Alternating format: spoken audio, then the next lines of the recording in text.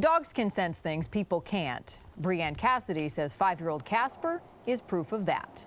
He is definitely a special guy, and I'm very lucky to have him in my life. 2 years ago, Breanne was tubing with friends when she wiped out. Her head hit the water. Almost immediately after that impact, I had a pretty intense headache. 10 days later, her headache continued to get worse. Breanne laid down for a nap with Casper. 20 minutes later, I woke up to him barking and running around the room and had no idea what was going on. My entire right half of my body I couldn't feel it. 911, what's your emergency?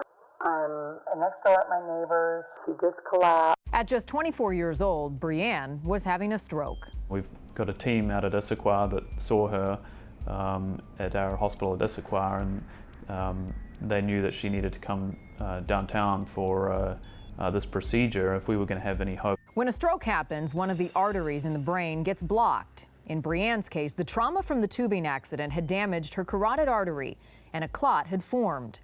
Too much time had passed to use a clot-busting drug, so Dr. Monteith and his team used a stent retrieval device like this, going up through an artery in her leg and eventually into the artery in her brain. We got in there and pulled the clot out before the brain tissue had a chance to die, but it was pretty close.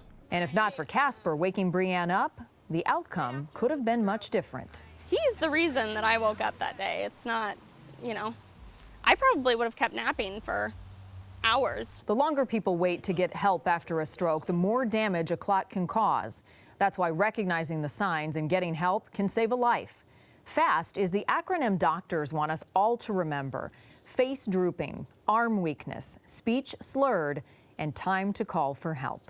Typically, we want to get in between 3 to 6 hours, 6 hours at most, because if we don't get in there before that time period, the stroke usually will have completed. So the brain tissue has been starved of blood flow for so long that we can't reverse it at that point. 2 years after her stroke, Breanne is pretty much back to normal and doing the things she loves, like hiking, playing golf, and spending time with friends and family.